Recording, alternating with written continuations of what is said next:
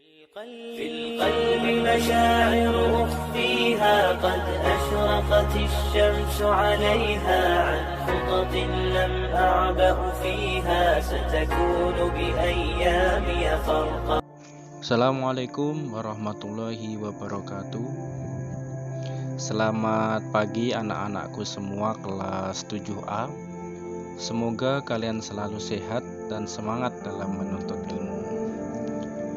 Kali ini Bapak akan memberikan materi tentang sifat-sifat Allah Subhanahu wa Ta'ala, yang meliputi sifat wajib bagi Allah, sifat mustahil bagi Allah, dan sifat jaiz bagi Allah Subhanahu wa Ta'ala.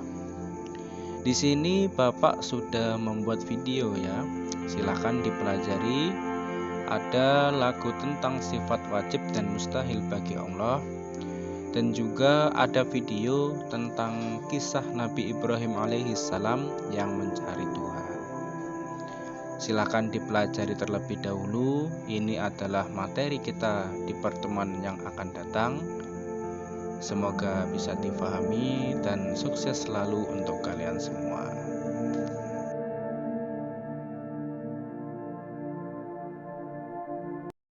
Wujud dan baqa mukhalafatul lil hawadisi, qiyamuhu binafsihi wahdaniyat kudrat iradat, ilmu hayat sama basar kalam qadiran muridan,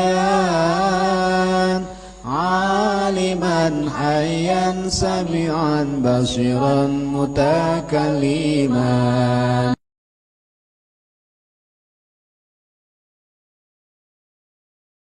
Adam hudus sana mumasalan lil hawadis, itiyaj ta'adud ajzu wa karaha, jahal maut samam yumrukmun kaunuhu ajizan, karihan jahilan maitan asum ama abka. Assalamualaikum warahmatullahi wabarakatuh. Perkenalkan, nama saya Ahmad. Sebelum bercerita, saya akan menjelaskan tentang tokoh fenomenal, bapak dari 18 orang nabi ini. Tokoh sentral dalam Al-Quran, dalam upacara ibadah haji dan upacara kurban. Dan inilah awal mula adanya sejarah tawaf 7 kali dengan arah yang berlawanan dengan jarum jam. Jika dilihat dari udara adalah nampak tilas Nabi Ibrahim alaihissalam dan Nabi Ismail anaknya. Sejarah yang kedua, melempar jumroh adalah nampak tilas Nabi Ibrahim alaihissalam yang melempari setan dengan batu yang mencoba menghalangi perintah Allah Subhanahu wa Ta'ala untuk melaksanakan pelaksanaan kurban. Yang terakhir, menyembelih binatang kurban adalah nampak tilas pelaksanaan kurban tersebut yang memiliki makna. Betapapun pentingnya tujuan yang akan dicapai, tidak boleh melecehkan apapun, apalagi membunuh nilai kemanusiaan. Baik, masuk dalam cerita. Saya Ahmad. Saya akan menceritakan kepada teman-teman ini kisah Nabi kita, Nabi Allah Ibrahim alaihissalam. Siapa sih Nabi Ibrahim alaihissalam? Nabi Ibrahim alaihissalam itu adalah anak dari Azar, sang pembuat bahkan penyembah berhala itu sendiri. Dan Nabi Ibrahim alaihissalam hidup pada zaman raja yang bernama Raja Namrud. yang dikenal sangatlah kejam. Dan selain itu, raja tersebut dianggap sebagai Tuhan dari segala Tuhan yang ada di muka bumi ini. Pada suatu hari, dipanggillah seluruh penduduk Raja Namrud itu yang kejam. Dikumpulkan semua kaumnya untuk bersujud kepadanya. Namun, tidak ada satu penduduk pun yang tidak bersujud kepadanya dan memujinya, kecuali Nabi kita Ibrahim alaihissalam. Karena hal itu, Nabi Ibrahim alaihissalam ditangkap oleh pasukan-pasukan Raja Namrud itu, karena siapapun yang tidak bersujud kepadanya akan dihukum dan dipenjarakan oleh raja itu. Namun Nabi Ibrahim alaihissalam memilih dipenjarakan daripada menyembah raja kejam itu. Seling waktu berjalan, setelah lama ia dipenjara. Akhirnya Nabi Ibrahim alaihissalam dibebaskan dari penjara itu. Namun Nabi Ibrahim alaihissalam tetaplah dengan pendiriannya, yaitu ia tidak akan mau bersujud kepada Raja Namrud yang kejam itu.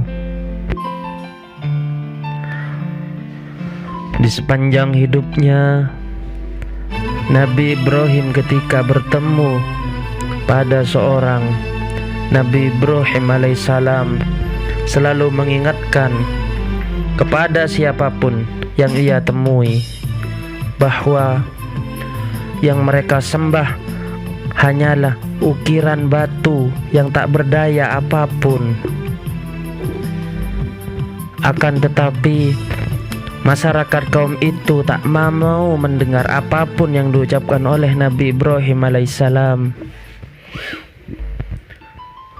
Hingga pada suatu hari datanglah Azar, ayahandanya, seraya mengingatkan pada Nabi Ibrahim alaihissalam dan berkata, "Ya Ibrahim, aku merawatmu dengan cinta dan kasih sayang. Begitu lama aku berambisi atas dirimu untuk melanjutkan pekerjaanku membuat patung-patung di negeri ini dengan kedua tanganmu yang sangatlah terampil mengukir patung-patung tersebut." Lalu Nabi Ibrahim seraya berkata sambil memegang kedua tangannya, "Wahai ayah, dan siapakah yang menciptakan tangan ini, wahai ayahku?" Seketika itu Azar lemas. Ayahanda Nabi Ibrahim diam tanpa adanya kata yang terucap. Kemudian Nabi Ibrahim berjalan, dan di suatu tempat Ibrahim datang untuk meneguk sedikit air di sumber yang menyemburkan air untuk ia minum melepas dahaganya. Dan tanpa sengaja ada yang memanggilnya, sosok wanita yang sangatlah indah, cantik itu, lalu berkata, "Akhirnya kau dibebaskan dari penjara, wahai Ibrahim. Bagaimana hal itu bisa terjadi?" Nabi Ibrahim berkata, "Aku dipenjarakan oleh ketidakadilan Namrud dan dibebaskan oleh ayahku Azar. Setelah berbincang di antara keduanya, akhirnya mereka memutuskan untuk pergi. Dan di saat kepergian Nabi Ibrahim dalam perjalanannya, pada malam gelap tiba. Ibrahim dalam angan Ibrahim ingin mencari tahu siapakah Tuhan yang Maha Kuasa yang patut ia sembah. Lalu ia melihat ke atas, ke langit. Ia melihat bintang-bintang yang sangatlah indah di langit. Lalu ia berkata, inilah Tuhan yang patut aku sembah. Tetapi tak kala bintang itu tenggelam, lalu ia berkata, saya tidak suka pada suatu yang tenggelam. Lalu berjalanlah terus tanpa arah tujuannya. Lalu Nabi Ibrahim melihat bulan yang bersinar indah, di mana bulan itu lebih terang daripada bintang yang ia temui sebelumnya. Lalu seraya berkata, inilah Tuhanku. Akan tetapi setelah bulan itu terbenam, Nabi Ibrahim pun berkata, sesungguhnya jika Tuhanku tidak memberi petunjuk kepadaku, pastilah aku termasuk orang-orang yang sesat. Lalu ia terus berjalan, dan di saat pagi hari tiba, Nabi Ibrahim berkata, inilah Tuhanku, inilah Tuhan yang patut kusembah. Matahari ini lebih besar dan lebih terang daripada terangnya bintang dan bulan yang tak dapat menerangi bumi. Lalu tak kala matahari terbenam, ia berkata, sesungguhnya aku berlepas dari apa yang kamu sekutukan. Dari pencarian ini, Ibrahim berkesimpulan bahwa Tuhan tidak akan mati, karena jika Tuhan mati, berakhirlah kehidupan di dunia ini.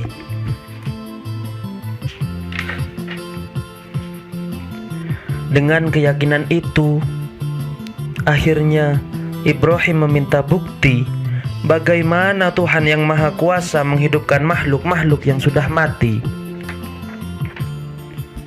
Dalam Al-Quran Surah Al-Baqarah ayat 260 disebutkan, Allah pun memerintah Nabi Ibrahim mengambil 4 burung, lalu membunuh 4 burung tersebut dan kemudian mencincangnya. Burung-burung itu pun diletakkan di sebuah bukit. Kemudian Allah menyuruh Ibrahim memanggil burung-burung yang sudah mati, dan kemudian burung itu pun terbang ke arah Nabi Ibrahim. Baik teman-teman, saya Ahmad bercerita kepada teman-teman sekalian